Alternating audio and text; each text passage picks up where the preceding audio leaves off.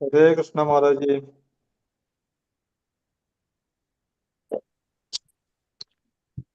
हरे कृष्ण माता जी, प्रणाम।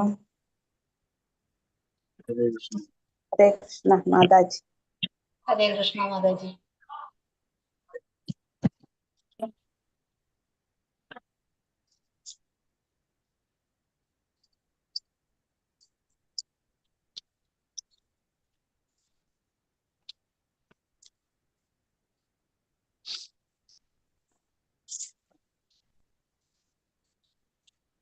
हरे कृष्ण। हरे कृष्ण माता जी। हरे कृष्ण माता जी। हरे कृष्ण എല്ലാവർക്കും പ്രണാമം. ഹരേ കൃഷ്ണ. ഓം നമോ ഭഗവതേ വാസുദേവായ. ഓം നമോ ഭഗവതേ വാസുദേവായ. ഓം നമോ ഭഗവതേ വാസുദേവായ. ഓം അജ്ഞാനതിമിരാന്ധസ്യ ജ്ഞാനാഞ്ജനശലാകയാ ചക്ഷുരുന്മീലിതം യേന തസ്മൈ ശ്രീ ഗുരവേ നമഃ. നമോ വിഷ്ണുപാദായ കൃഷ്ണപ്രേഷ്ഠായ ഭൂതലേ ശ്രീമതേ ഭക്തിവേദാന്ത സ്വാമിനിധി നാമിനേ. നമസ്തേ സാരസ്വതേ ദേവേ ഗൗരവാണി പ്രചാരിണേ നിർവിശേഷ ശൂന്യവാദി പാശ്ചാത്യ ദേശധാരിണേ. ജയ ശ്രീ കൃഷ്ണ ചൈതന്യ പ്രഭു നിത്യാനന്ദ ശ്രീ അദ്വൈത ഗദാധര ശ്രീവാസാദി ഗൗരഭക്തവൃന്ദ. ഹരേ കൃഷ്ണ കൃഷ്ണ കൃഷ്ണ ഹരേ ഹരേ. ഹരേ രാമ രാമ രാമ ഹരേ ഹരേ. ഹരേ കൃഷ്ണ. ശ്രീ ശ്രീ രാധാഗോവിന്ദ ടെമ്പിൾ ഇസ്കോൺ ബാംഗ്ലൂരിന്റെ ഭഗവത്ഗീത ക്ലാസ്സിലേക്ക് എല്ലാവർക്കും സ്വാഗതം. ഇന്ന് 3 മണിക്ക് ക്ലാസ് ഇല്ലായിരുന്നോ മാതാജി? മാതാജി ഇല്ല ഇന്ന് രാവിലെ ആയിരുന്നു വെച്ചത് അവരുടെ ക്ലാസ്. അത് ശരി. ഞാൻ 3 മണിക്ക് കുറെ നോക്കി. 3 മണിയുടെ ക്ലാസ് രാവിലെ 10 മണിക്ക് വെച്ചിട്ടുണ്ടായിരുന്നു. അത് അറിഞ്ഞില്ല. ഹരേ കൃഷ്ണ. അപ്പൊ എല്ലാവർക്കും പ്രണാമം. നമ്മൾ 13ാമത്തെ അധ്യായം പ്രകൃതി പുരുഷൻ ക്ഷേത്രജ്ഞൻ ആ അധ്യായമാണ് നമ്മൾ പഠിച്ചുകൊണ്ടിരിക്കേണ്ടായിരുന്നത്. അതിൽ നമ്മള് 19 ശ്ലോകം 20 വരെ എടുത്തു അല്ലെ? 19 വരെ എടുത്ത് 19 വരെ എടുത്തു. 19 വരെ എടുത്തു നമ്മളല്ലേ? അപ്പൊ അതില് അർജുനൻ ചോദ്യങ്ങൾ ചോദിക്കുകയായിരുന്നു. അർജുനൻ 6 കാര്യങ്ങൾ ചോദിച്ചു. ക്ഷേത്രം എന്താണ്? ക്ഷേത്രജ്ഞൻ എന്താണ്? പിന്നെന്തൊക്കെയാണ് ചോദിച്ചത്? ക്ഷേത്രം എന്ത്? ജ്ഞാനം എന്താണ്? ന്യായം എന്താണ് എന്നൊക്കെ ചോദിച്ചു അർജുനൻ അല്ലെ? ക്ഷേത്രജ്ഞൻ ആരാണ്? ജ്ഞാനത്തിൽ പിന്നെ വിഷയീഭവിക്കുന്നത് എന്താണ്? ഇതൊക്കെ അറിയാനാണ് അർജുനൻ ആഗ്രഹം പ്രകടിപ്പിച്ചത്. അർജുനന്റെ ചോദ്യങ്ങൾക്ക് ഭഗവാൻ ഉത്തരം പറഞ്ഞുകൊണ്ടിരിക്കുകയാണ്.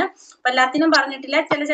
ചില കാര്യങ്ങൾ മാത്രമേ പറഞ്ഞിട്ടുള്ളൂ. ക്ഷേത്രം എന്താണെന്ന് പറഞ്ഞു, ക്ഷേത്രജ്ഞൻ ആരാണെന്ന് പറഞ്ഞു, പിന്നെ ജ്ഞാനത്തെ കുറിച്ച് പറഞ്ഞു.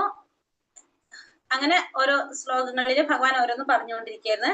അപ്പൊ നമ്മൾ എടുത്തത് ഇപ്പോ ജ്ഞാനത്തെ കുറിച്ച് പറഞ്ഞു 18 19 വരെ അല്ലെ എടുത്ത് നമ്മള്. 19 വരെ എടുത്തു. ഇനി 20 വരെയുള്ള 20 തൊട്ട് എടുക്കണം. 20 തൊട്ട് 26 വരെയുള്ള ശ്ലോകങ്ങളിലാണ് അർജുനന്റെ 1, 2 ചോദ്യങ്ങൾക്കുള്ള ഉത്തരം ഭഗവാൻ കൊടുക്കുന്നത്. ഇപ്പോഴാണ് 1ാമത്തെ 2ാമത്തെ ചോദ്യത്തിനുള്ള ഉത്തരം ഭഗവാൻ കൊടുക്കുന്നത്. 20ാമത്തെ ശ്ലോകം തൊട്ട് ഉള്ള ഇതില് നമുക്ക് നോക്കാം. ഹരേ കൃഷ്ണ. ഓം നമോ ഭഗവതേ വാസുദേവായ. പ്രകൃതിം പുരുഷം ചൈവ വിദ്യാനാതി ഉപാവഭി വികാരാംശ്ച ഗുണാംശ്ചൈവ വിദ്ധി പ്രകൃതി സംഭവാൻ. ഭൗതിക പ്രകൃതിയും ജീവജാലങ്ങളും അനാദികളാണ്. ഭൗതിക പ്രകൃതിയിൽ നിന്ന് ഉത്ഭവിച്ചതാണ് അവയുടെ വിഭിന്ന രൂപങ്ങളും ത്രിഗുണങ്ങളും എന്ന് മനസ്സിലാക്കണം. അപ്പൊ ഭൗതിക പ്രകൃതിയും ജീവാത്മാക്കളും എങ്ങനെയാണ്? അനാദിയാണ്. അനാദി എന്ന് വെച്ചാൽ തന്നെ ആദിയില്ലാത്തതാണ് എന്ത്? ഈ ഭൗതിക പ്രകൃതിയും ജീവജാലങ്ങളും ആദിയില്ല. അതിന്റെ തുടക്കം എവിടെന്ന് വെച്ച് കഴിഞ്ഞാൽ നമുക്ക് പറയാൻ സാധിക്കില്ല. അങ്ങനെയാണ് ഈ ഭൗതിക പ്രകൃതിയും ജീവജാലങ്ങളും. ഭൗതിക പ്രകൃതിയിൽ നിന്ന് ഉത്ഭവിച്ചതാണ് അവയുടെ വിഭിന്ന രൂപങ്ങളും ത്രിഗുണങ്ങളും എന്ന് മനസ്സിലാക്കണം. ഈ ഭൗതിക പ്രകൃതിയിൽ നിന്ന് ഉത്ഭവിച്ചതാണ് എന്ത്? മറ്റുള്ള വിഭിന്ന രൂപങ്ങളും ത്രിഗുണങ്ങളും എല്ലാം ഭൗതിക പ്രകൃതിയിൽ നിന്ന് ഉത്ഭവിച്ചതാണ്. അപ്പൊ ഈ പ്രകൃതിയും ജീവാത്മാക്കളും അനാദികളാണ്. പ്രകൃതിയിൽ നിന്ന് ഉത്ഭവിച്ചതാണ് എന്ത്? അവയുടെ വിഭിന്ന രൂപങ്ങളും ത്രിഗുണങ്ങളും എന്ന് മനസ്സിലാക്കണം. അതിൽ കുടികൊണ്ട് ശാരീരിക പ്രവർത്തനങ്ങളെ അനുഭവിക്കുന്ന വ്യക്തിഗത ജീവാത്മാവ് അഥവാ പുരുഷൻ ക്ഷേത്രജ്ഞന്മാരിൽ ഒരാളാണ്. അപ്പോ അതില് കുടികൊണ്ടിരിക്കുന്ന ആ ശരീരത്തിൽ എന്തൊക്കെയുണ്ട്? ശാരീരിക പ്രവർത്തനങ്ങൾ അനുഭവിക്കുന്ന വ്യക്തിഗത ജീവാത്മാവ്. അതായത് ജീവാത്മാവും ആരാണ്? ആ ക്ഷേത്രജ്ഞന്മാരിൽ ഒരാളാണ് ജീവാത്മാവ്. മറ്റൊരു ക്ഷേത്രജ്ഞനാണ് ആര്? പരമാത്മാവ്. പരംപുരുഷനായ ഭഗവാന്റെ 2 വിധം പ്രത്യക്ഷീഭാവങ്ങളാണ് ഇത് രണ്ടും. ഓർക്കണം. നമുക്കറിയാവുന്നതാണ് അല്ലെ? ഭഗവാന്റെ 2 വിധത്തിലുള്ള പ്രത്യക്ഷീഭാവങ്ങളാണ് ഇതെന്ന് ഓർക്കണം. അതായത് ഭഗവാന്റെ ജീവാത്മാവ് എന്ന് പറഞ്ഞാല് ഭഗവാന്റെ ശക്തി വിഭാഗത്തിൽ വരുന്നതാണ്. ജീവാത്മാവ് എങ്ങനെയാണ് അറിയപ്പെടുന്നത്? ഭഗവാന്റെ തടസ്ഥ ശക്തിയായിട്ടാണ് ജീവാത്മാവ് അറിയപ്പെടുന്നത് അല്ലെ? ഭഗവാന്റെ 3 ശക്തികൾ ഏതൊക്കെയാണ്? അന്തരംഗ ശക്തി, ബഹിരംഗ ശക്തി, തടസ്ഥ ശക്തി. നമ്മൾ പഠിച്ചിട്ടുള്ളത് തടസ്ഥ ശക്തി. ആ തടസ്ഥ ശക്തിയാണ് ആര്? ജീവാത്മാവ്.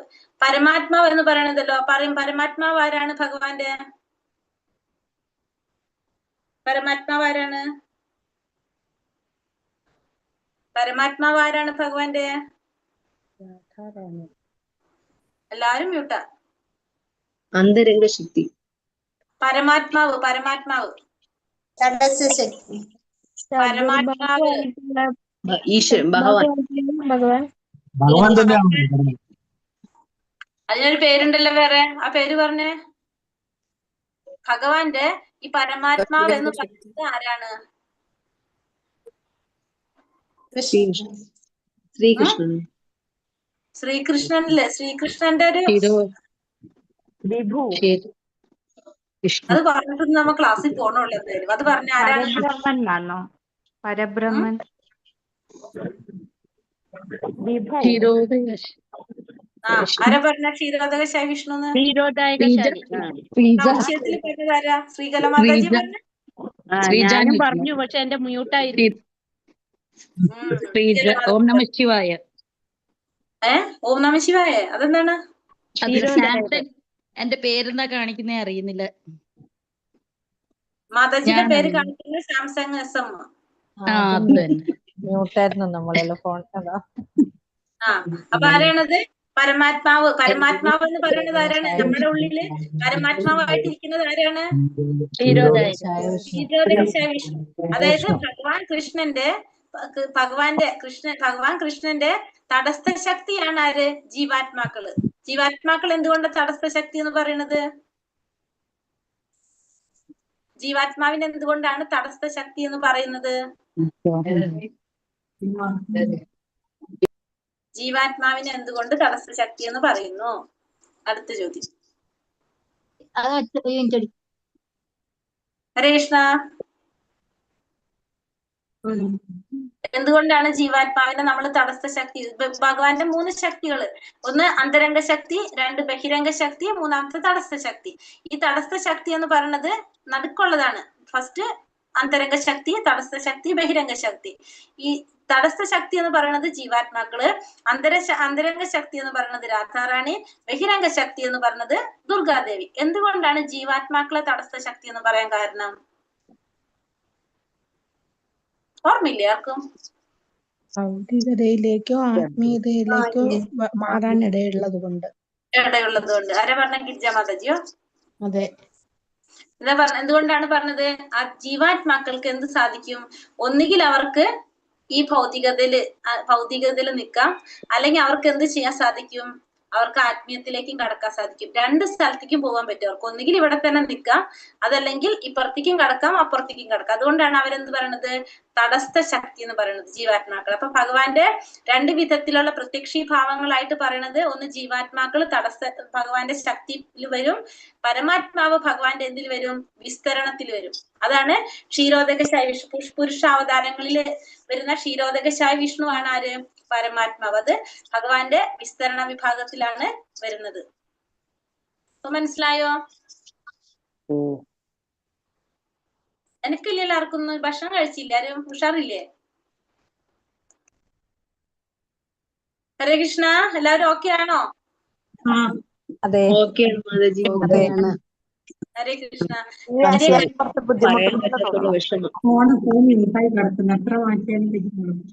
ഹരേ കൃഷ്ണ. കാര്യകർത്തൃത്വേ ഹേതു പ്രകൃതി രുച്യത്തെ പുരുഷ സുഖ ദുഃഖാനാം ഹേതുരുച്യത്തെ. ഭൗതികങ്ങളായ എല്ലാ കാര്യകാരണങ്ങൾക്കും ഹേതു പ്രകൃതിയാണെന്നും ഈ ലോകത്തിൽ വിവിധ സുഖ ദുഃഖങ്ങൾക്ക് ഹേതു ജീവസത്തയാണെന്നും പറയപ്പെടുന്നു. അപ്പൊ നമ്മുടെ ഈ ഭൗതികമായിട്ടുള്ള എല്ലാ കാരണങ്ങൾക്കും എന്താണ് കാര്യം? ഭൗതിക പ്രകൃതിയാണ്. ഭൗതികമായിട്ടുള്ള എല്ലാ കാര്യകാരണങ്ങൾക്കും കാരണം ഭൗതിക പ്രകൃതിയാണ്. പിന്നെ സുഖദുഃഖങ്ങൾക്ക് കാരണം എന്താണ്? ജീവാത്മാവാണ്. പിന്നെ നമ്മൾ ഈ സുഖദുഃഖങ്ങൾക്ക് കാരണം ജീവാത്മാവാണെന്നും ഭൗതികമായിട്ടുള്ള എല്ലാ കാര്യങ്ങൾക്കും കാരണം ആരാണ്? പ്രകൃതിയാണെന്നും പറയപ്പെടുന്നു.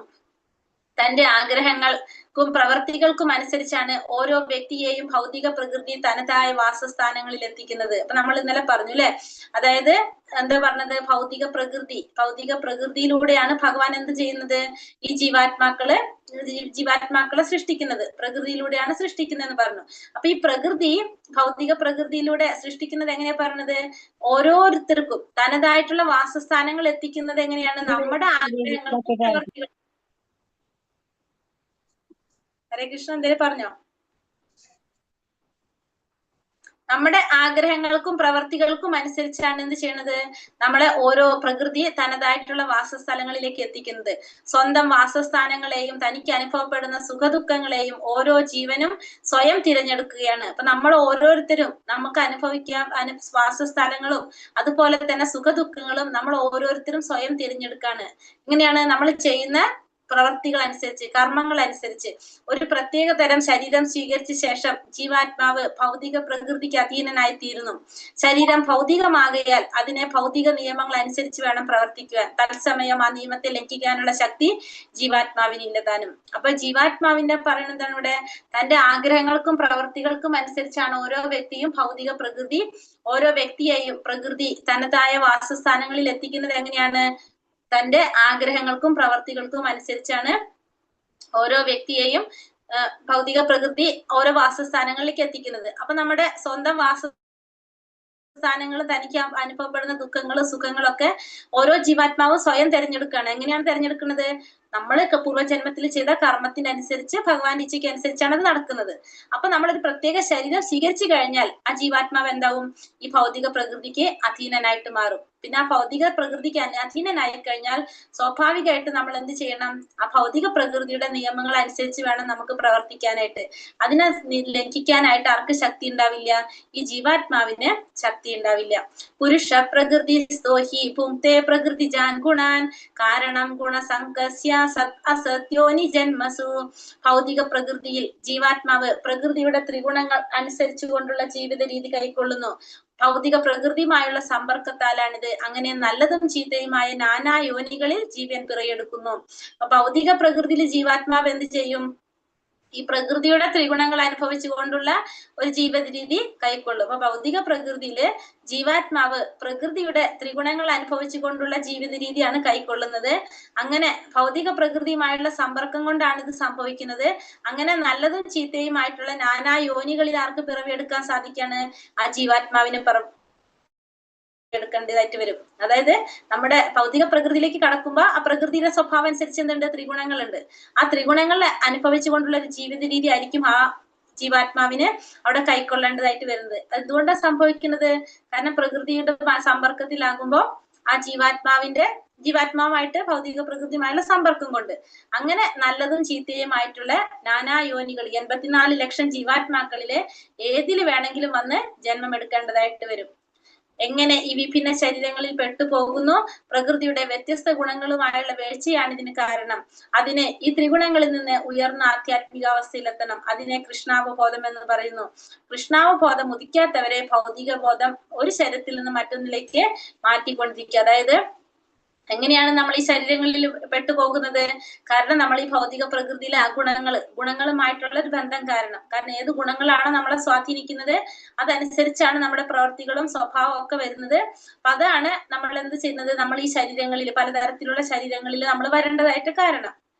നമുക്ക് അതിൽ നിന്ന് മോചനം വേണമെങ്കിൽ നമ്മൾ എന്ത് വേണം, ഈ ത്രിഗുണങ്ങളിൽ നിന്ന് നമ്മൾ ഉയരണം. ആ ത്രിഗുണങ്ങളിൽ നിന്ന് ഉയർന്ന് നമ്മൾ ആധ്യാത്മിക അവസ്ഥയിൽ എത്തുമ്പോഴാണ് നമുക്ക് എന്ത് മോചനം കിട്ടുന്നത്, ഈ ഗുണങ്ങളിൽ നിന്ന് നമുക്ക് മറികടക്കാനായിട്ട് സാധിക്കുന്നത്. അതിനെയാണ് നമ്മൾ എന്ത് പറയുന്നത്, കൃഷ്ണാവബോധം എന്ന് പറയുന്നത്. കൃഷ്ണാവബോധം ഉദിക്കാത്തവർക്ക് എന്താണ്, ഈ ഭൗതികതാ ബോധം ഒരു ശരീരത്തിൽ നിന്ന് മറ്റൊരു ശരീരത്തിലേക്ക് നമ്മൾ ഇങ്ങനെ മാറിക്കൊണ്ടേയിരിക്കും. അതിന് നിർബന്ധിക്കപ്പെട്ടിരിക്കുകയാണ് നമ്മള്. പിന്നെന്താ പറയണത്, ഇനി നമ്മളോട് പറയുന്നത് ഉപദ്രഷ്ടാനുമന്താച്ച ഭർത്ത ഭോക്ത മഹേശ്വര പരമാത്മേതി ചാപ്യുക്തോ ദേഹേസ്മിൻ പുരുഷ പര. ഇവിടെ പറയുന്നത് ഇന്ദ്രിയാതീതനായ ഒരു ഭോക്താവുണ്ട്, ഇന്ദ്രിയങ്ങൾക്ക് അതീതനായിട്ട് ഒരു ഭോക്താവുണ്ട്. ഈ ശരീരത്തിൽ സർവാധിപതിയും ഉപദ്രഷ്ടാവും അനുമതിദായകനുമായ പരമപുരുഷൻ പരമാത്മാവെന്ന് പറയുന്നു. അപ്പൊ ഇന്ദ്രിയങ്ങൾക്ക് അതീതനായ ഒരു ഭോക്താവ്, ആ ഭോക്താവ് എങ്ങനെയാണ്, സർവാധിപതിയാണ്, ഉപദ്രഷ്ടാവാണ്, അനുമതിദായകനായിട്ടുള്ള പരമപുരുഷൻ എന്നാണ് ആ പരമാത്മാവിനെ പറയുന്നത്. നമ്മുടെ ഇന്ദ്രിയങ്ങൾക്ക് അതീതനായിട്ടുള്ള ഭോക്താവ് ആരാണ്? നമ്മുടെ ഇന്ദ്രിയങ്ങൾക്ക് അതീതനായിട്ടുള്ള ഭോക്താവ് എന്താണ്? എല്ലാം ആസ്വദിക്കുന്ന, അല്ലെ, എല്ലാം അനുഭവിക്കുന്നവൻ. അതാരാണ് ഇന്ദ്രിയങ്ങൾക്ക് അതീതനായിട്ടുള്ളത്? ഭഗവാൻ, പരമദിവ്യോത്തമ പുരുഷനായ ഭഗവാൻ ശ്രീകൃഷ്ണൻ. ആ ഉപദ്രഷ്ടാവാണ് അദ്ദേഹം. എന്തൊക്കെയാണ്? ഉപദ്രഷ്ടാവാണ്. ഉപദ്രഷ്ടാവ് എന്ന് വെച്ചാൽ ആരാണ്? മേൽനോട്ടക്കാരനാണ്. നമ്മൾ പറഞ്ഞു നമ്മുടെ ഈ ശരീരത്തിന്റെ അവകാശി ആദ്യത്തെ അധിപൻ ആരാണ്? ഭഗവാനാണ്. രണ്ടാമത്തെ അധിപനാണ് ആര്? ജീവാത്മാവ് എന്ന് പറഞ്ഞു. അപ്പോ ഈ ശരീരത്തിന്റെ അധിപതി ആരാണ്? ഭഗവാനാണ്. ഉപദ്രഷ്ടാവാണ്. ഉപദ്രഷ്ടാവ് എന്ന് വെച്ചിട്ടുണ്ടെങ്കിൽ മേൽനോട്ടക്കാരനും ആര് തന്നെയാണ്? ഭഗവാൻ തന്നെയാണ്. ഭർത്താവ് ആണ് ആര്? ഈ പറഞ്ഞ സർവാധിപതിയായിട്ടുള്ള ഭഗവാൻ. ഭർത്ത എന്ന് വെച്ചാല് ഭരിക്കുന്നവന്, സകലത്തിനെയും ഭരിക്കുന്നവനും ആരാണ്? ഭഗവാനാണ്. പിന്നെന്താ പറഞ്ഞത്? അനുമതിദായകനും ആര് തന്നെ? നമ്മൾ എല്ലാ ചെയ്യുന്ന പ്രവർത്തികൾക്ക് അനുമതി നൽകുന്നതും ആര് തന്നെയാണ്? ഈ പരമപുരുഷനാണ്. അപ്പോ നമ്മുടെ ശരീരത്തിൽ ഇരുന്നു കൊണ്ട് നമുക്ക് വേണ്ട മേൽനോട്ടക്കാരനായിട്ടും അനുമതിദായകനായിട്ടും നമ്മളെ ഭരിക്കുന്നതും സർവാധിപതിയും എല്ലാം ആരാണ്? ആ പരമപുരുഷനായിട്ടുള്ള പരമാത്മാവാണെന്ന് പറയുന്നു. അപ്പൊ സർവേശ്വരനായിട്ടുള്ള പരമാത്മാവ് വ്യക്തിഗത ജീവാത്മാവിന് അഭിഷ്ട ഭോഗങ്ങൾ കൈവരുത്താൻ വേണ്ടി ഹൃദയത്തിൽ വാണരുളുകയാണ്. ഭഗവാന്റെ അനുമതി ഇല്ലാതെ ജീവൻ ഒന്നും ചെയ്യാൻ പറ്റില്ല. വ്യക്തിഗത ആത്മാവ് ഭുക്തനാണ്, ഭഗവാൻ ഭോക്താവാണ് അഥവാ പരിപാലകനാണ്. ഇവിടെ സർവേശ്വരനായ പരമാത്മാവ് ജീവാത്മാവിന്റെ എല്ലാ ആഗ്രഹങ്ങളും ആഗ്രഹങ്ങളെല്ലാം കൈവരിക്കാൻ വേണ്ടിയിട്ട് നമ്മുടെ ഉള്ളില് ആരുണ്ട്? പരമാത്മാവായിട്ട് ഭഗവാൻ ഇരിക്കുന്നുണ്ട്. ആ ജീവാത്മാവിന്റെ ആഗ്രഹങ്ങളൊക്കെ നടത്തി കൊടുക്കാൻ, അഭിഷ്ടമായിട്ടുള്ള ആഗ്രഹങ്ങൾ നടത്തി കൊടുക്കാൻ ഭഗവാന്റെ അനുമതി ഇല്ലാതെ ജീവാത്മാവിന് ഒന്നും ചെയ്യാൻ സാധിക്കില്ല. അതുകൊണ്ട് നമുക്ക് എന്ത് പറയാം? വ്യക്തിഗത ജീവാത്മാവ് ആരാണ്? ഭുക്തനും പരമാത്മാവ് ഭോക്താവാണ്. നമ്മളെ എല്ലാതും ആസ്വദിക്കുന്നവനാണ് ആര്? പരമാത്മാവ്, അല്ലെ പരിപാലകനാണ് ഭഗവാൻ. ഭോക്താവ് എന്ന് പറയും. ജീവാത്മാവ് ആരാണ്? ഭുക്തനാണ്. അപ്പൊ എത്ര ജീവാത്മാക്കൾ ഉണ്ടെങ്കിലും ആ ജീവാത്മാക്കളോടൊപ്പം സുഹൃത്തായിട്ട് ആര് വാഴുന്നുണ്ട്? പരമാത്മാവ് വാഴുന്നുണ്ട്. ഈ പരമാത്മാവ് ഈ ജീവാത്മാവിന്റെ അഭിഷ്ടങ്ങൾ സാധിച്ചു കൊടുക്കും. ആ പരമാത്മാവിന്റെ അനുമതി ഇല്ലാതെ ജീവാത്മാവിന് ഒന്നും ചെയ്യാനും സാധിക്കില്ല. ഏവം വേത്തി പുരുഷം പ്രകൃതിം ച ഗുണൈ സഹ സർവഥാ വർത്തമാനോപി നസാ ഭൂയോപി ജായതേ. ഭൗതിക പ്രകൃതിയെയും ജീവസത്തയെയും പ്രകൃതിയിലെ ത്രിഗുണങ്ങളുടെ അന്യോന്യ ബന്ധത്തെയും വിശദമായി അറിഞ്ഞവർക്ക് നിശ്ചയമായി മോക്ഷം ലഭിക്കും. ഇപ്പോഴത്തെ അവസ്ഥ എന്തായാലും ഈ ലോകത്തിൽ അവർ വീണ്ടും ജനിക്കില്ല. അപ്പൊ ഭൗതിക പ്രകൃതിയെ കുറിച്ച്, ജീവാത്മാവിനെ കുറിച്ച്, പ്രകൃതിയുടെ ത്രിഗുണങ്ങളെ കുറിച്ച്, അത് തമ്മിലുള്ള ബന്ധത്തെ കുറിച്ച് വിശദമായിട്ട് മനസ്സിലാക്കിയവർക്ക് നിശ്ചയമായിട്ടും എന്ത് ലഭിക്കും? മോക്ഷം ലഭിക്കും. ഇപ്പോഴത്തെ അവസ്ഥ എന്തായാലും ശരി, അവർ വീണ്ടും ജനിക്കേണ്ടതായിട്ട് വരില്ല. അപ്പൊ ഭഗവാനെ കുറിച്ച് ശരിയായ അർത്ഥത്തിൽ മനസ്സിലാക്കുന്നവർക്ക് പ്രകൃതി എന്താണ്, ജീവാത്മാവ് എന്താണ്, ത്രിഗുണങ്ങൾ എന്താണ്, ഭഗവാൻ ആരാണ്, ഇത് തമ്മിലുള്ള ബന്ധം എന്താണ്, ഇത് ശരിയായ അർത്ഥത്തിൽ മനസ്സിലാക്കുന്നവർക്ക് എന്ത് ലഭിക്കും? മോക്ഷം ലഭിക്കുന്നു. മാത്രമല്ല ഇപ്പോഴത്തെ അവരുടെ സ്ഥിതി എന്ത് തന്നെയായാലും അവർ വീണ്ടും ഈ ഭൗതിക ലോകത്തില് ജന്മമെടുക്കേണ്ടതായിട്ട് വരുന്നില്ല. ധ്യാനേനാത്മനി പശ്യന്തി കേചിദാത്മാനമാത്മന അന്യേ സാഖ്യേന യോഗേന കർമ്മയോഗേന ചാപരേ.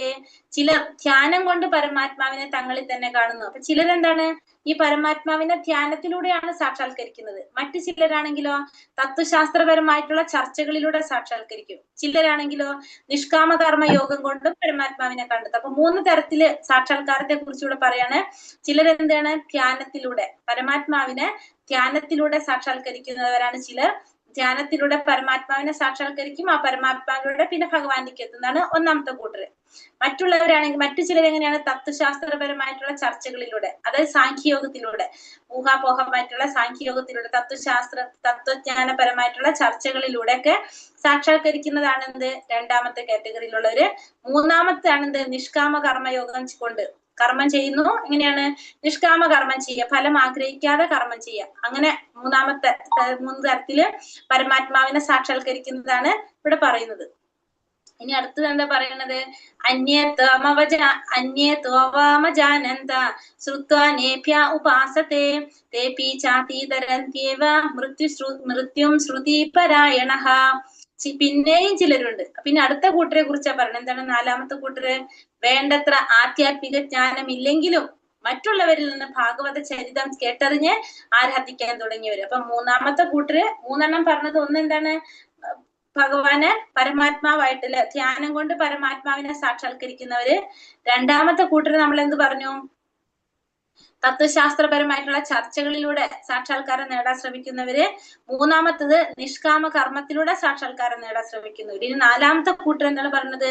അവർക്ക് വേണ്ടത്ര ആധ്യാത്മിക ജ്ഞാനമില്ല, പക്ഷെ എങ്കിലും മറ്റുള്ളവരിൽ നിന്ന് അവര് ഭാഗവത ചരിതം കേട്ടറിഞ്ഞ്, അതായത് ഭാഗവതം കേട്ടിട്ട് മറ്റുള്ളവരിൽ നിന്ന് ഭഗവാന്റെ ചരിതം എന്ന് പറഞ്ഞാൽ ഏതാണ്? ഭഗവാന്റെ ചരിത്രം പറയുന്നത് ഇതിലാണ്, ഭാഗവതത്തില്. അപ്പൊ ഭഗവാനെ കുറിച്ച് ഭാഗവതം കേട്ടറിഞ്ഞ് ആരാധിക്കാൻ തുടങ്ങുന്നവര്, പ്രമാണികരിൽ നിന്ന് കേൾക്കുന്നതിൽ ഔത്സുക്യമുള്ളത് കൊണ്ട് അവരും ജനന മരണങ്ങൾക്ക് അപ്പുറം കടക്കും. അപ്പൊ നാലാമത്തെ കാറ്റഗറിയാണ് ആധ്യാത്മിക ജ്ഞാനം അവർക്ക് ഉണ്ടാവില്ല. ഇപ്പൊ നമ്മള് പറയാം, അവർക്ക് യാതൊരു അറിവില്ല ഭഗവാനെ കുറിച്ചോ ആധ്യാത്മികമായിട്ടുള്ള കാര്യങ്ങളിൽ യാതൊരു അറിവില്ല. പക്ഷെ അവർക്ക് എന്തുണ്ട്? അവരെന്നും ഭഗവാന്റെ ഭാഗവതം കേൾക്കുന്നുണ്ട്. അങ്ങനെ ഭഗവാനെ ആരാധിക്കാൻ തുടങ്ങിക്കഴിഞ്ഞാൽ, അങ്ങനെ പ്രമാണികരിൽ നിന്ന് കേൾക്കുന്നതിൽ ഔത്സുക്യമുള്ളത് കൊണ്ട് അവർക്കും എന്ത് സാധിക്കും?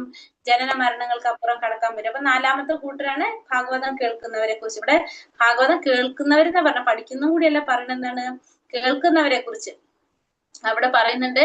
ആധുനിക ലോകത്തിൽ കൃഷ്ണാവബോധം പ്രചരിപ്പിച്ച ചൈതന്യ മഹാപ്രഭു ശ്രവണ പ്രക്രിയക്ക് അതിപ്രാധാന്യമാണ് കൽപ്പിച്ചിരിക്കുന്നത്. അപ്പൊ ചൈതന്യ മഹാപ്രഭു ശ്രവണത്തിന് വളരെയധികം പ്രാധാന്യം കൊടുത്തിട്ടുണ്ട്. ഇപ്പൊ നമുക്ക് എന്താ പറയുക, ഇവിടെ ആധികാരിക സ്രോതസ്സിൽ നിന്ന് കേൾക്കുന്നത് കൊണ്ടും വിശേഷിച്ച് ഹരേ കൃഷ്ണ മഹാമന്ത്രം ഉരുവിടുന്നതിന്റെ അതീന്ദ്രിയ സ്പന്ദനം കേൾക്കുന്നത് കൊണ്ടും സാധാരണക്കാരന് പുരോഗമിക്കാൻ സാധിക്കുമെന്ന് ചൈതന്യ മഹാപ്രഭുവിന്റെ അഭിപ്രായം.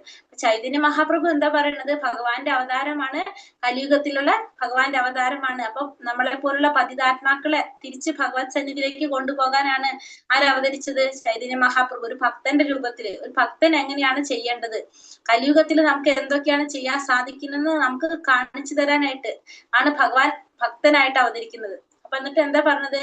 ശ്രവണ പ്രക്രിയ, നമ്മളെ നവവിധ ഭക്തിയിൽ ഫസ്റ്റ് പറയുന്ന ശ്രവണം, ആ ശ്രവണ പ്രക്രിയയുടെ പ്രാധാന്യമാണ് ഇവിടെ പറയുന്നത്. ശ്ലോകത്തിൽ എന്താ പറഞ്ഞത്? നമ്മള് ഭാഗവത ചരിതം കേൾക്കുന്നത് കൊണ്ടും സാക്ഷാത്കാരം നേടാൻ സാധിക്കുന്നു, പഠിക്കുന്നത് കൊണ്ടല്ല കേൾക്കുന്നത് കൊണ്ടും. അപ്പൊ നമ്മൾ എന്ത് ചെയ്യുന്നു? ഭഗവാന്റെ ഭാഗവത ചരിതം അത് നമ്മള് ശ്രവണ പ്രക്രിയ, നമ്മൾ അതോടെ ശ്രവണം ചെയ്യുന്നത്. അങ്ങനെ ആധികാരികമായ സ്രോതസ്സിൽ നിന്ന് കേട്ടുകൊണ്ടും പിന്നെ വേറെന്ത് ചെയ്യാം? മഹാമന്ത്രം ഉച്ചരിക്കുന്നതിന്റെ അതീന്ദ്രിയ സ്പന്ദനം കേൾക്കുന്നത്. അപ്പൊ രണ്ടും, ഒന്ന് ഭാഗവതം കേൾക്കുന്നു, ഒന്ന് നാമജപം കേൾക്കുന്നു. ഇത് സാധാരണക്കാരന് പുരോഗമിക്കാൻ സാധിക്കുമെന്ന് പറഞ്ഞു. അപ്പൊ ഭാഗവതം കേൾക്കുന്നത് കൊണ്ടും അതുപോലെ തന്നെ നാമം ജപിക്കുന്നത് കേട്ടുകൊണ്ടും തന്നെ നമുക്ക് എന്ത് സാധിക്കും? ഒരു സാധാരണ വ്യക്തിക്ക് പുരോഗമിക്കാൻ സാധിക്കുമെന്ന് ചൈതന്യ മഹാപ്രഭു പറയുന്നത്. അപ്പൊ അത്രയും ശ്രേഷ്ഠമായിട്ടുള്ളതാണ് എന്ത്? ഭാഗവതവും നാമജപവും. ഇത് രണ്ടും പഠിക്കാനല്ല കേൾക്കാനാണ് പറഞ്ഞത്. ഇത് രണ്ടും കേട്ടാൽ തന്നെ നമുക്ക് എന്ത് സാധിക്കും? നമുക്ക് പുരോഗതി ഉണ്ടാകുന്ന പറഞ്ഞത്. ഇത് നമ്മൾ ഓണാക്കി വെച്ചാൽ മാത്രം മതി, ഇത് കേട്ടാൽ മാത്രം മതി എന്നും കൂടി നമുക്ക് അതിൽ മനസ്സിലാക്കാം. ഇനി അടുത്തത് ജ്ഞാനചക്ഷുഷ് 27 മുതൽ 35 വരെയുള്ള ശ്ലോകങ്ങള്. യാവത് സംജായതേ കിഞ്ചിത് സത്വം സ്ഥാവര ജംഗമം ക്ഷേത്രജ്ഞ സംയോഗ തദ്വിധി ഭരതർഷഭ. ഹേ ഭാരത ശ്രേഷ്ഠ, ഇവിടെ കാണപ്പെടുന്ന ചരാചരങ്ങളെല്ലാം ക്ഷേത്രങ്ങളുടെയും ക്ഷേത്രജ്ഞന്മാരുടെയും സംയോഗത്തിൽ നിന്നുള്ളവായതാണ്. അപ്പൊ ഇവിടെ കാണുന്ന എല്ലാ ക്ഷേത്രങ്ങളും, അതിന് ചരാചരങ്ങളെല്ലാം ക്ഷേത്രങ്ങളുടെയും ക്ഷേത്രജ്ഞന്മാരുടെയും സംയോഗത്തിൽ നിന്നുള്ളവായതാണ്. അപ്പൊ നമ്മൾ ഇവിടെ കാണുന്ന എല്ലാ ചരാചരങ്ങളും, നമ്മൾ ഭൗതിക പ്രപഞ്ചത്തിൽ കാണുന്ന എല്ലാ ചരാചരങ്ങളും എങ്ങനെയാണ്? ഭൗതിക പ്രപഞ്ചത്തിൽ കാണുന്നതെല്ലാം, ചലിക്കുന്നതും ചലിക്കാത്തതുമായിട്ടുള്ള എല്ലാ ചരാചരങ്ങളും ക്ഷേത്രങ്ങളുടെയും ക്ഷേത്രജ്ഞന്മാരുടെയും. ക്ഷേത്രം എന്ന് വെച്ചാൽ എന്താണ്? ശരീരം. ക്ഷേത്രജ്ഞൻ എന്ന് വെച്ചിട്ടുണ്ടെങ്കിൽ ജീവാത്മാവും പരമാത്മാവും. അപ്പൊ എല്ലാത്തിലും എന്തുണ്ട്? ജീവാത്മാവും ഉണ്ട്, പരമാത്മാവും ഉണ്ട്. അതിനൊരു ഭൗതിക ശരീരമുണ്ട്. അത് മനുഷ്യനായാലും മൃഗമായാലും പക്ഷിയായാലും ജലജന്തുക്കളായാലും വൃക്ഷമായാലും എന്തായാലും ഉണ്ട്. അപ്പൊ നമുക്ക് എന്ത് മനസ്സിലാക്കാം? ഈ ഭൗതിക പ്രപഞ്ചത്തിൽ കാണുന്ന സർവ്വചരാചരങ്ങളും എന്തിന്റെ സംയോഗത്തിലാണ് ഉണ്ടായിരിക്കുന്നത്? ക്ഷേത്രങ്ങളുടെയും ക്ഷേത്രത്തിന്റെയും ക്ഷേത്രജ്ഞന്മാരുടെയും സംയോഗത്തിൽ നിന്ന് ഉളവായതാണ്. സമം സർവേഷു ഭൂതേഷു തിഷ്ഠന്തം പരമേശ്വരം വിനശ്യന്ത്യം പശ്യതി സ പശ്യതി. സർവശരീരങ്ങളിലും വ്യക്തിഗത ജീവാത്മാവിനോടൊപ്പം പരമാത്മാവിനെ കാണുകയും നശ്വരമായ ശരീരം നശിക്കുമ്പോൾ ജീവാത്മാവും പരമാത്മാവും നശിക്കുന്നില്ലെന്ന് മനസ്സിലാക്കുകയും ചെയ്യുന്നവനാണ് യഥാർത്ഥ കാഴ്ചയുള്ളവൻ. അപ്പോൾ ഇവിടെ പറഞ്ഞതാണ്, സർവശരീരങ്ങളിലും വ്യക്തിഗത ജീവാത്മാവിനോടൊപ്പം പരമാത്മാവിനെ കാണാൻ സാധിക്കുക. എല്ലാ ശരീരങ്ങളിലും ആരുണ്ട്? വ്യക്തിഗത ജീവാത്മാവ്. ജീവാത്മാവ് എല്ലാ ശരീരത്തിലും ഉണ്ട്. അതേപോലെ തന്നെ അതിൽ ആരുണ്ട്? പരമാത്മാവുണ്ട്. അതിനെ കാണാനായിട്ട് സാധിക്കുക. ജീവാത്മാവിനോടൊപ്പം പരമാത്മാവിനെയും കാണാൻ. നശ്വരമായ ശരീരം നശിക്കുമ്പോൾ ജീവാത്മാവും പരമാത്മാവും നശിക്കുന്നില്ലെന്ന് മനസ്സിലാക്കാം. നമ്മുടെ ഈ ശരീരം എന്ന് പറഞ്ഞത് നശിക്കാനുള്ളതാണ്, ശാശ്വതമായിട്ടുള്ളതല്ല. അപ്പൊ അത് നശിക്കുമ്പോൾ ജീവാത്മാവും നശിക്കുന്നില്ല, പരമാത്മാവും നശിക്കുന്നില്ല എന്ന് മനസ്സിലാക്കുന്നവനാണ് ആര്? യഥാർത്ഥ കാഴ്ചയുള്ളവൻ. അതായത് ശരീരം എന്ന് പറയുന്നത് നശിക്കാനുള്ളതാണ്, ജീവാത്മാവും പരമാത്മാവും ഒരിക്കലും നശിക്കുന്നില്ല എന്ന് മനസ്സിലാക്കുന്നവനാണ് ആര്? യഥാർത്ഥ കാഴ്ചയുള്ളവൻ എന്ന് ഭഗവാൻ ഇവിടെ പറഞ്ഞു തരുന്നത്. സമം പശ്യൻ ഹി സർവത്ര സമവസ്ഥിതം ഈശ്വരം നാഹിനസ്ത്യാത്മനാത്മാനം തഥോ യാതി പരാം ഗതിം. എവിടെയും ഏതൊരു ജീവിയിലും ഒരേ വിധം കുടികൊള്ളുന്ന പരമാത്മാവിനെ ദർശിച്ചാൽ ആ മനുഷ്യൻ മനസ്സുകൊണ്ട് സ്വയം അധപതിക്കുന്നില്ല. അങ്ങനെ ഇന്ദ്രിയങ്ങൾക്ക് അതീതമായ ലക്ഷ്യത്തോട് അയാൾ അടുക്കുന്നു. അപ്പോ എവിടെയും ഏതൊരു ജീവിയിലും എല്ലാറ്റിലും ആരെ കാണാൻ സാധിക്കുക? പരമാത്മാവിനെ ദർശിക്കുക.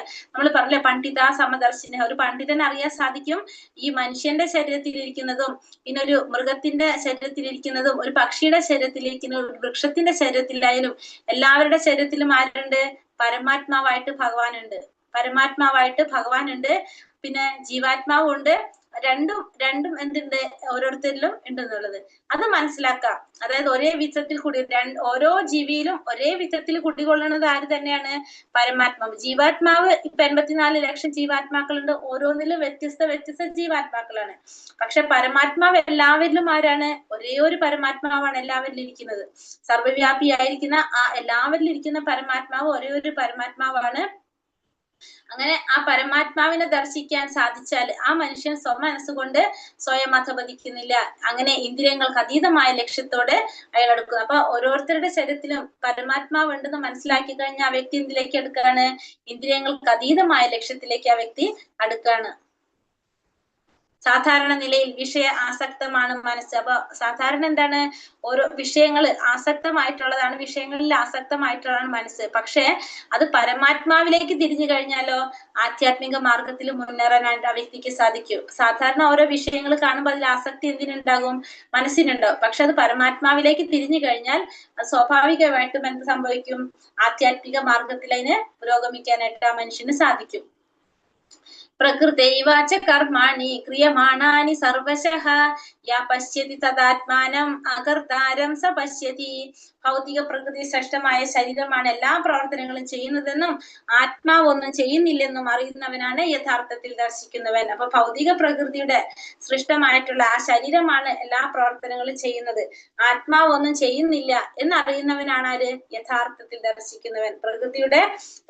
ഭൗതിക പ്രകൃതി സൃഷ്ടമായിട്ടുള്ള ശരീരം അതാണ് എല്ലാ പ്രവർത്തനങ്ങളും ചെയ്യുന്നത്, അതിൽ ആത്മാവ് ഒന്നും ചെയ്യുന്നില്ല എന്ന് മനസ്സിലാക്കി കഴിഞ്ഞാൽ നമുക്ക് എന്താണ്? അതാണ് യഥാർത്ഥത്തിൽ ദർശിക്കുന്നവൻ എന്ന് പറയാം. യഥാ ഭൂതാ പൃഥക് ഭാവ ഏകസ്ഥാമനു പശ്യതി തഥാ ഏവച വിസ്താരം ബ്രഹ്മ സമ്പദ്യതേ തഥാ. വിവേകശാലിയായ ഒരു മനുഷ്യൻ ഭൗതിക ശരീരങ്ങളുടെ അടിസ്ഥാനത്തിൽ വിവിധ വ്യക്തിഭാവങ്ങളെ കാണുന്നു, നിർത്തുകയും ജീവജാലങ്ങളുടെ ആവിർഭാവങ്ങളെ എങ്ങനെയെന്ന് കാണുകയും ചെയ്യുമ്പോൾ അയാൾ ബ്രഹ്മധാരണയിലെത്തുന്നു. അപ്പൊ ഒരു വ്യക്തി, വിവേകശാലിയായിട്ടുള്ള ഒരു വ്യക്തി, ഒരു മനുഷ്യൻ ഭൗതിക ശരീരങ്ങളുടെ അടിസ്ഥാനത്തില് വിവിധ വ്യക്തിഭാവങ്ങളെ കാണുന്നത് നിർത്താം. അപ്പൊ വിവേകശാലിയായിട്ടുള്ള വ്യക്തി എന്താണ് ചെയ്യുന്നത്? ഒരു മനുഷ്യന്റെ ഭൗതിക ശരീരങ്ങളുടെ അടിസ്ഥാനത്തില് വ്യക്തിഭാവങ്ങളെ കാണുന്നത് നിർത്തുകയും ജീവജാലങ്ങളുടെ ആവിർഭാവത്തില് എങ്ങനെയെന്ന് കാണുകയും ചെയ്യുക. ജീവജാലങ്ങളുടെ ആവിർഭാവത്തിൽ ഇത് എങ്ങനെയാണെന്ന് മനസ്സിലാക്കുകയും ചെയ്യുമ്പോൾ അയാൾ എവിടെ എത്തും? ബ്രഹ്മധാരണിലെത്തും, അതായത് ബ്രഹ്മപദത്തിലെത്തും. വിവേകശാലിയായിട്ടുള്ള ഒരു വ്യക്തിയെ കുറിച്ച് പറയുന്നത് ആ വ്യക്തി ഭൗതിക ശരീരങ്ങളുടെ അടിസ്ഥാനത്തിൽ വ്യക്തിഭാവങ്ങളെ കാണുന്നത് നിർത്തുക. അപ്പൊ നമ്മുടെ ഓരോരുത്തരുടെയും ഭൗതിക ശരീരത്തിന്റെ അടിസ്ഥാനത്തിൽ ഇപ്പോ ഒരു മനുഷ്യനാണ്, ഒരു മൃഗമാണ്, ഒരു പക്ഷിയാണ് എന്ന് കരുതിക്കൊണ്ട്, അതാണ് ഭൗതിക ശരീരം. ആ ശരീരത്തിന്റെ അടിസ്ഥാനത്തിൽ ജീവാത്മാക്കളെ കാണാൻ തുടങ്ങിക്കഴിഞ്ഞു വ്യക്തിഭാവങ്ങളെ കാണുന്നത് നിർത്തണം.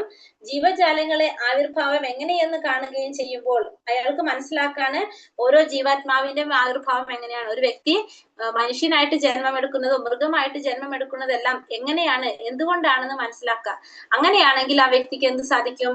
ബ്രഹ്മധാരണയിലെത്താനായിട്ട് സാധിക്കും, ബ്രഹ്മപദത്തിലേക്ക് ഉയരാനായിട്ട് സാധിക്കും. എങ്ങനെ ആവണം? ആ വ്യക്തിഭാവങ്ങളെ കാണുന്നത് നിർത്തണം. നമ്മള് ഭൗതിക ശരീരങ്ങളുടെ അടിസ്ഥാനത്തിൽ വ്യക്തിഭാവങ്ങളെ കാണുന്നത് നിർത്തുക, ജീവജാലങ്ങളുടെ ആവിർഭാവങ്ങൾ എങ്ങനെയെന്ന് കാണാം. അങ്ങനെ ചെയ്യുമ്പോൾ അയാൾക്ക് ബ്രഹ്മപദത്തിലെത്താനായിട്ട് സാധിക്കും. അനാദിത്വൻ നിർഗുണത്താത് പരമാത്മായമവ്യയഃ ശരീരസ്ഥോപി കൗന്ദേയ ന കരോതി ന ലിപ്യത്തെ. ശാശ്വതത്തിന്റെ ദർശനം സിദ്ധിച്ചവർക്കറിയാം അവ്യയനായ ആത്മാവ് ഇന്ദ്രിയങ്ങൾക്ക് അതീതനാണ്, സനാതനനാണ്, പ്രകൃതിയുടെ ഗുണങ്ങൾക്ക് അതീതനുമാണ്. ഹേ അർജുന, ഈ ശരീരത്തിൽ വാഴുന്നുവെങ്കിലും ആത്മാവ് ഒന്നും ചെയ്യുന്നില്ല, ഒന്നും അതിനെ ബാധിക്കുന്നതുമില്ല. അപ്പൊ ശാശ്വതത്തിന്റെ ദർശനം സിദ്ധിച്ചു കഴിഞ്ഞാൽ അവർക്കറിയാൻ എന്ത് സാധിക്കും? അവ്യയനായിട്ടുള്ള ആത്മാവ് എങ്ങനെയാണ്? ഇന്ദ്രിയങ്ങൾക്ക് അതീതനാണ്. അപ്പൊ ശാശ്വതമായിട്ടുള്ള ദർശനം സിദ്ധിച്ചവർക്കറിയാം ആത്മാവ് എന്ന് പറയുന്നത് ഇന്ദ്രിയങ്ങൾക്ക് അതീതനാണ്, സനാതനനാണ്, പ്രകൃതിയുടെ ഗുണങ്ങൾക്ക് അതീതനാണ് ആത്മാവ്. ഇന്ദ്രിയങ്ങൾക്ക് അതീതനും സനാതനനും പ്രകൃതി ഗുണങ്ങൾക്ക് അതീതനുമാണ് ആത്മാവ്. ഹേ അർജുന, ഈ ശരീരത്തിൽ വാഴുന്നുവെങ്കിലും ആത്മാവ് ഒന്നും ചെയ്യുന്നില്ല, ഒന്നും അതിനെ ബാധിക്കുന്നില്ല. അപ്പൊ ഈ ശരീരത്തിൽ നിൽക്കുന്നുണ്ടെങ്കിലും ആത്മാവ് ഒന്നും ചെയ്യുന്നുമില്ല, അതിനെ ഒന്നും ബാധിക്കുന്നില്ല. കാരണം ആത്മാവ് വെറുതെ എന്തിനാണ്? ആത്മാവിന് സത്യത്തിൽ ഒന്നും പ്രവർത്തിക്കാൻ സാധിക്കുന്നില്ല. കാരണം ഇന്ദ്രിയങ്ങളാണ് എല്ലാം പ്രവർത്തിക്കുന്നത്. ആത്മാവ് അതിൽ ഇരിക്കുന്നതല്ലാതെ എല്ലാ പ്രവർത്തനങ്ങളും നടക്കുന്നത് എങ്ങനെയാണ്? ത്രിഗുണങ്ങളുടെ അടിസ്ഥാനത്തിൽ പ്രവർത്തിപ്പിക്കുന്നത് ഇന്ദ്രിയങ്ങളാണ്. ഭൗതിക ശരീരത്തിന്റെ ഉൽപ്പത്തിയിൽ ഒരു ജീവാത്മാവ് പിറന്നു എന്ന് തോന്നിപ്പോകാം. വാസ്തവത്തിൽ ജീവാത്മാവ് എങ്ങനെയാണ്?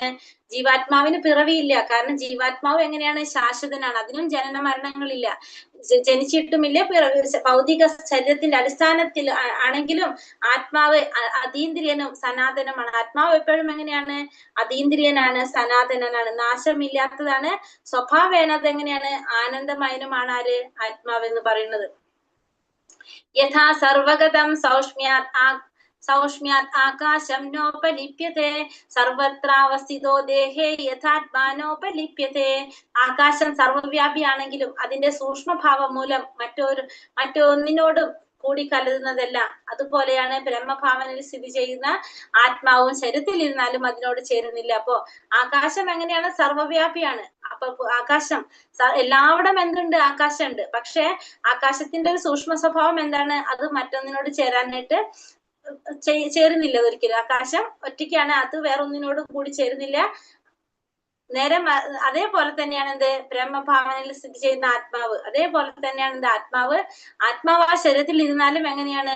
അതിനോട് ചേരുന്നില്ല. അപ്പൊ അങ്ങനെയായിരിക്കും ആത്മാവ് ആ ശരീരത്തിൽ ഇരുന്നാലും അത് അതിനോട് ചേരുന്നില്ല. എപ്രകാരമാണോ ആകാശ സർവ്വവ്യാപിയാണെങ്കിലും മറ്റൊന്നിനോടും കൂടിക്കലരാത്തത്, അതുപോലെ തന്നെയാണ് എന്ത്? ആത്മാവും ശരീരവും തമ്മില് കൂടിക്കലരുന്നില്ല.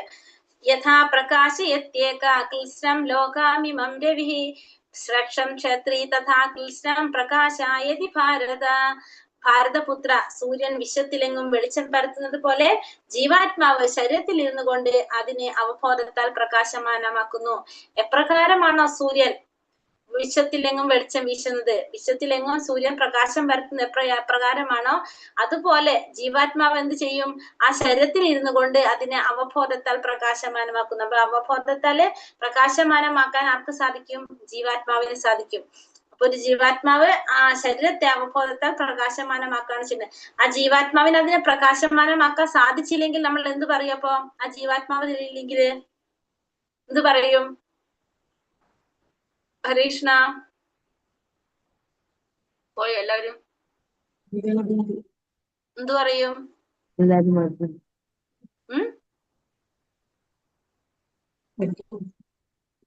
എന്തു പറയും? ജീവാത്മാവിന് നമ്മുടെ ശരീരത്തിൽ ഇരുന്നിട്ട് അതിനെ പ്രകാശമാനമാക്കാൻ സാധിച്ചില്ല. അപ്പൊ അതിന് അവബോധം ഇല്ല. അപ്പൊ നമ്മൾ എന്താ പറയാ ഒരവസ്ഥയെ? നമ്മൾ മൃതനായെന്ന് പറയാം.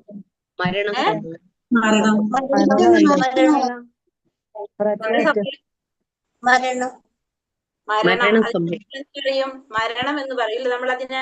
അതായത് ആ ജീവാത്മാവിന്റെ സാന്നിധ്യം ഉണ്ടെങ്കിലാണ് നമുക്ക് എന്ത് വരുന്നത്? അവിടെ ആ മരണമില്ല. അതായത് പ്രജ്ഞ അല്ലെങ്കിൽ അവബോധം നമുക്ക് ഉണ്ടാവണം. സൂര്യപ്രകാശം സൂര്യന്റെ സാന്നിധ്യത്തിന് തെളിവാണ് പോലെ പ്രജ്ഞ ആത്മാവിന്റെ സാന്നിധ്യത്തിന്റെ തെളിവാണ്. അപ്പൊ സൂര്യന്റെ പ്രകാശം നമുക്കറിയാം. ഒരു സൂര്യൻ ഉദിച്ചു കഴിഞ്ഞാൽ ഈ സൂര്യന്റെ സാന്നിധ്യത്തിന് തെളിവാണ് എന്ത്? ആ പ്രകാശം എന്ന് പറയുന്നത്. സൂര്യപ്രകാശം സൂര്യന്റെ സാന്നിധ്യത്തിന് തെളിവാണ്. അതേപോലെ തന്നെയാണ് എന്ത്? ആത്മാവിന്റെ സാന്നിധ്യം ഉള്ളപ്പോൾ അതിലെങ്ങും പ്രജ്ഞയുടെ പ്രകാശം ഉണ്ടായിരിക്കും. അപ്പൊ ആത്മാവിന്റെ സാന്നിധ്യത്തിന്റെ തെളിവാണെന്ത്? ആ ശരീരത്തിൽ ആത്മാവുണ്ട്. നമുക്ക് എങ്ങനെ മനസ്സിലാക്കാം? ആ പ്രകാശം കൊണ്ട്, അതായത് പ്രജ്ഞയുടെ സാന്നിധ്യം കൊണ്ട് നമുക്കറിയാം അതിലെന്തുണ്ട്? ആത്മാവുണ്ടെന്ന്. ആത്മാവ് വിട്ടുപോയ ശരീരത്തിൽ എന്തുണ്ടാവില്ല? പ്രജ്ഞ അവശേഷിക്കുന്നുണ്ടാവില്ല. ബുദ്ധിയുള്ള ഏതൊരാൾക്കും ഇത് എളുപ്പത്തിൽ മനസ്സിലാക്കാനായിട്ട് സാധിക്കും. അപ്പൊ ബുദ്ധിയുള്ളവർക്ക് ഇത് എളുപ്പത്തിൽ മനസ്സിലാക്കാൻ സാധിക്കും.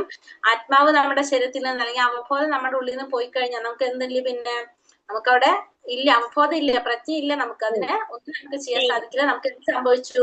മരണം സംഭവിച്ചു എന്ന് നമ്മൾ പറയുന്നത്. ക്ഷേത്രജ്ഞയോരേവം അന്തരം ജ്ഞാന ചക്ഷുഷ ഭൂത പ്രകൃതി മോക്ഷം ച യേവി തുര്യാന്തി തേ പരം. ശരീരത്തിനും അതായത് ക്ഷേത്രത്തെ കുറിച്ച് ക്ഷേത്രജ്ഞനെ കുറിച്ചും അറിയുന്നവനും അത് തമ്മിലുള്ള വ്യത്യാസം എന്തെന്ന് ജ്ഞാനദൃഷ്ടി കൊണ്ട് കാണാനും സാധിക്കുന്നവർക്ക് ഭൗതിക ബന്ധനത്തിൽ നിന്ന് മുക്തി നേടാൻ ഉതകുന്ന പ്രക്രിയ എന്തെന്നറിയാനും കഴിവുള്ളവർക്ക് പരമപദം പ്രാപിക്കും. അപ്പൊ ശരീരത്തെ കുറിച്ച് അറിയണം, ജീവാത്മാവിനെ കുറിച്ച് അറിയണം, പരമാത്മാവിനെ കുറിച്ച് അറിയണം. ഇത് തമ്മിലുള്ള വ്യത്യാസം എന്താണെന്ന് ജ്ഞാനദൃഷ്ടി കൊണ്ട് കാണാൻ സാധിക്കണം. പ്രകൃതിയുടെ ബന്ധനത്തിൽ നിന്ന് മുക്തി നേടാനുള്ള പ്രക്രിയ എന്താണെന്ന് അറിയണം. പ്രകൃതിയുടെ ഈ ബന്ധനത്തിൽ നിന്ന് മുക്തി നേടാനുള്ള പ്രക്രിയ എന്താണെന്ന് അറിയാം. അങ്ങനെ കഴിവുള്ളവർക്ക് എന്ത് സാധിക്കും? പരമപദം പ്രാപിക്കാനായിട്ട് സാധിക്കും. അപ്പൊ നമുക്ക് എന്തൊക്കെ അറിയണം? ക്ഷേത്രം എന്താണെന്നും ക്ഷേത്രജ്ഞൻ എന്താണെന്നും അത് തമ്മിലുള്ള വ്യത്യാസം എന്താണെന്ന് അറിയണം. പിന്നെ പ്രകൃതിയുടെ ബന്ധനത്തിൽ നിന്ന് മുക്തി നേടാനുള്ള പ്രക്രിയ അതെന്താണെന്നും അറിയാം. അങ്ങനെയുള്ളവർക്ക് എന്ത് സാധിക്കും? പരമപദം പ്രാപിക്കാനായിട്ട് സാധിക്കും. ശരീരവും അതിന്റെ ഉടമയായ ജീവാത്മാവും പരമാത്മാവും തമ്മിലുള്ള വ്യത്യാസം എന്തെന്ന് വിശദീകരിക്കുകയാണ് ഈ അധ്യായത്തിൽ നിർദ്ദേശം. അപ്പൊ ഈ അധ്യായത്തിൽ നമുക്ക് എന്താ പറഞ്ഞത്? ശരീരത്തെ കുറിച്ച് പറഞ്ഞു, ജീവാത്മാവിനെ കുറിച്ച് പറഞ്ഞു, പരമാത്മാവിനെ കുറിച്ച് പറഞ്ഞു.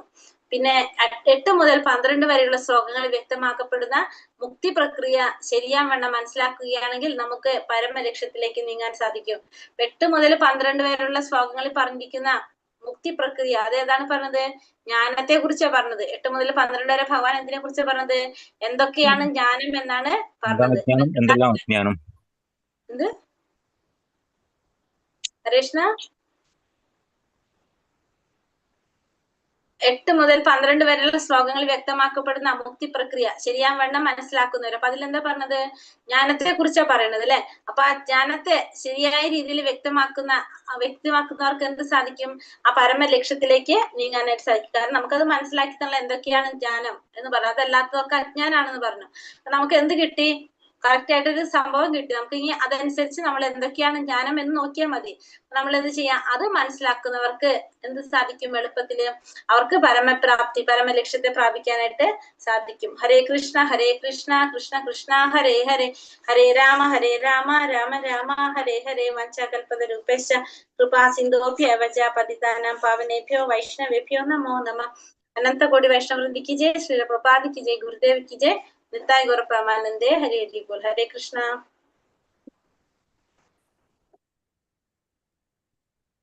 क्वेश्चन आंसर നോക്കാം.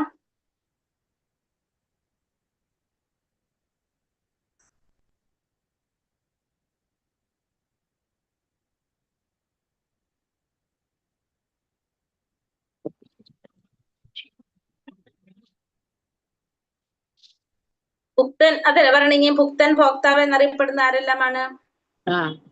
വ്യക്തിഗത ആത്മാവ് ഭുക്തൻ, ഭഗവാൻ ഭോക്താവ്. ആത്മാവിന്റെ തെളിവ് എന്താണ്?